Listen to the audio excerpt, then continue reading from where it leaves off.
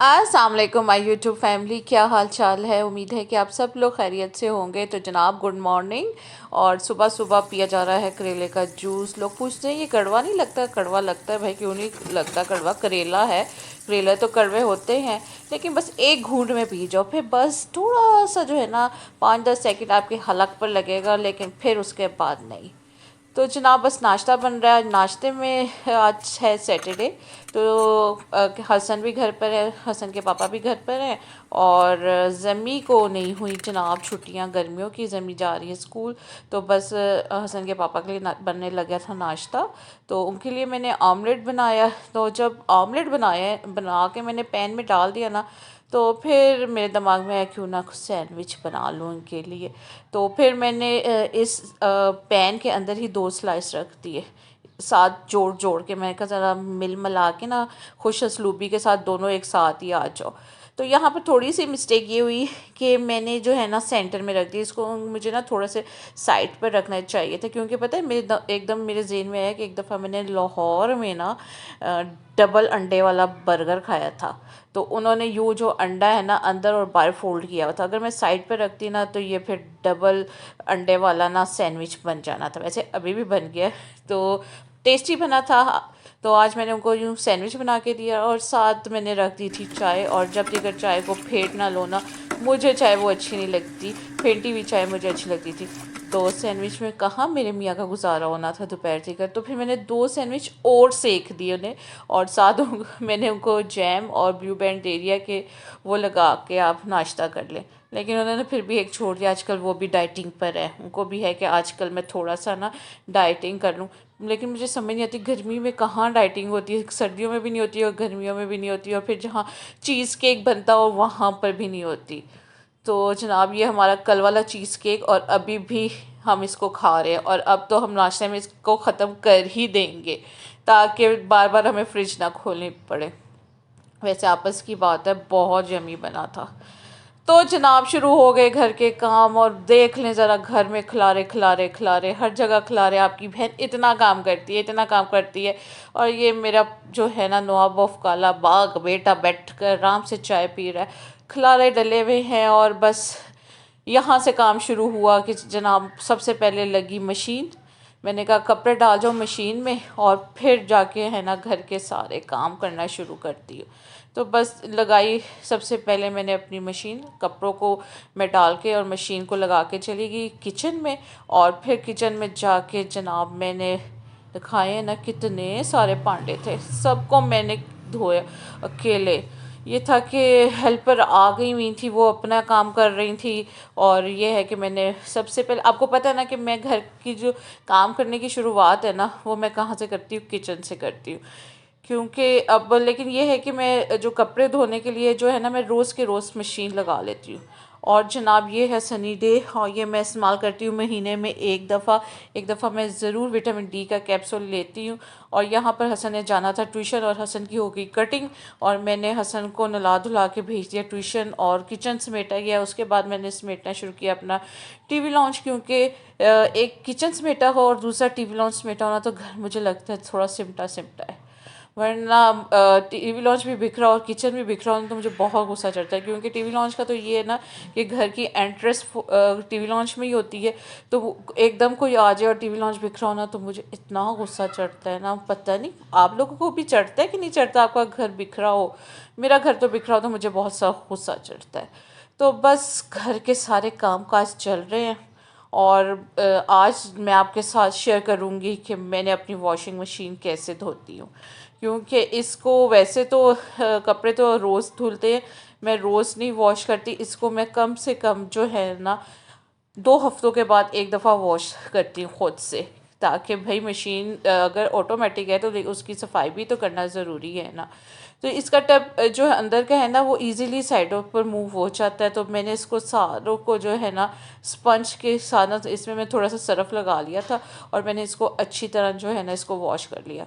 और ये जो स्टेनर इसके लगे हुए हैं, जो हमारे कपड़ों के रुए और धागे धुगे जो भी चीज़ होती है जो इनमें ये आके फंस जाती है, तो वो इसको जो है ना इसको भी कम से कम वैसे ना 2 हफ्तों में एक दफ़ा ज़रूर साफ़ कर लेना चाहिए। ये जो इसकी नेट होती है ना, ये बहुत नाजुक होती है। इसको आपने आराम आराम से इसके अंदर से जितना गंद है ना वो निकाल लेना है। और जो है ना इसको, ये जो है ना, मुझे वैसे आपस की बात है 1 माह ही हो गया था, मैंने ना अपनी जो मशीन है ना उसको साफ़ नहीं किया हुआ था। तो 1 माह के बाद मैं साफ़ कर रही थी तो इतनी गंदी हुई थी।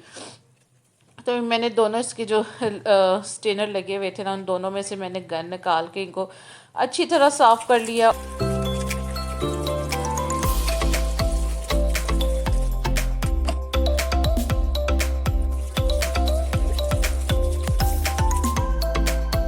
अब जो है ना जनाब, मैंने पानी की मदद से ना बाकी सारी वॉशिंग मशीन है ना उसको मैंने अच्छा सा धो लिया, साफ़ कर लिया। अब ये है कि मुझे तकरीबन जो है ना 2 हफ्ते सुकून से रहेंगे। ये वॉशिंग मशीन जो है ना बिल्कुल साफ़ हो गई। और ऑटोमेटिक मशीन का ये मतलब नहीं होता कि हम इसकी सफाई ना करें, इसकी सफाई हमें करनी पड़ती है।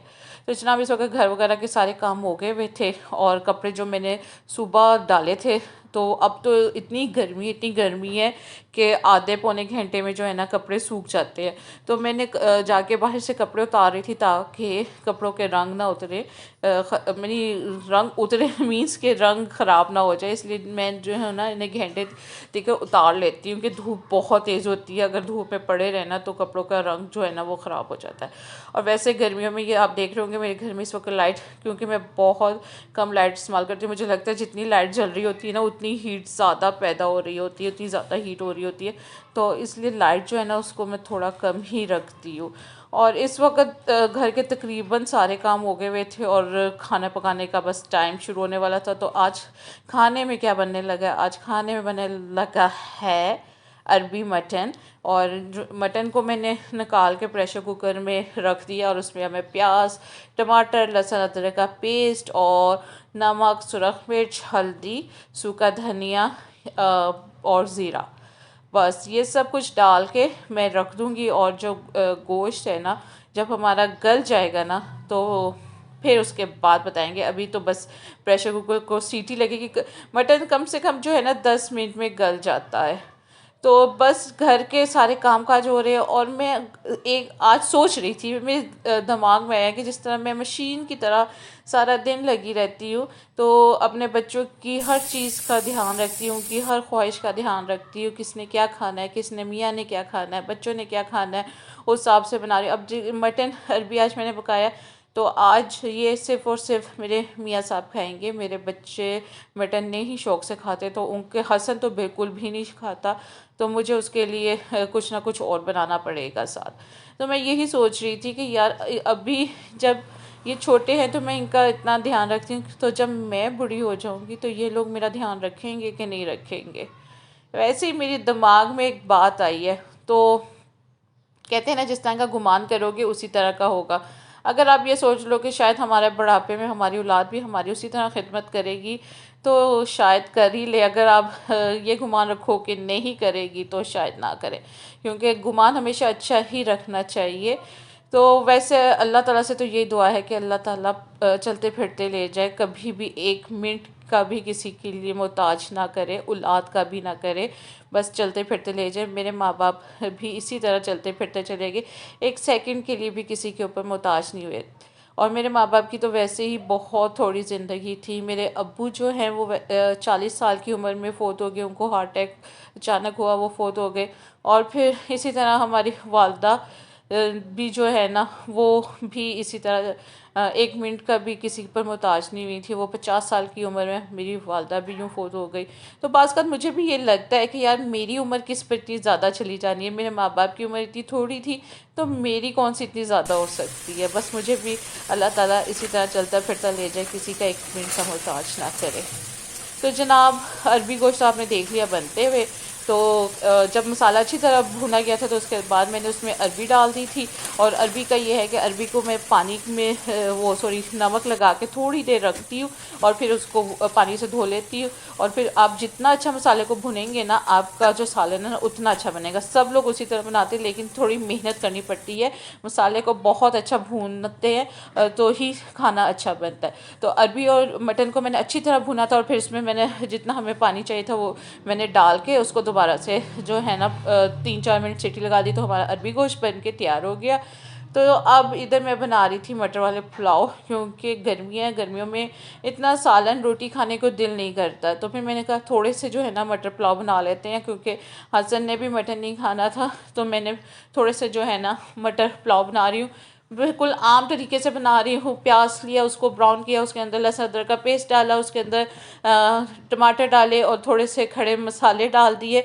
और फिर जब मसाला अच्छी तरह भुना गया तो उसके अंदर मैंने मटर डाल दिया, और इसमें मैंने 1 चम्मच जो है ना बिरयानी मसाला डाला है। मैं हमेशा चावलों में बिरयानी मसाला बनाती हूँ, उससे टेस्ट बहुत अच्छा हो जाता है। साथ मैंने नमक, सुरख मिर्च, सूखा धनिया, हल्दी बस डाली, और कोई मसाला नहीं डाला।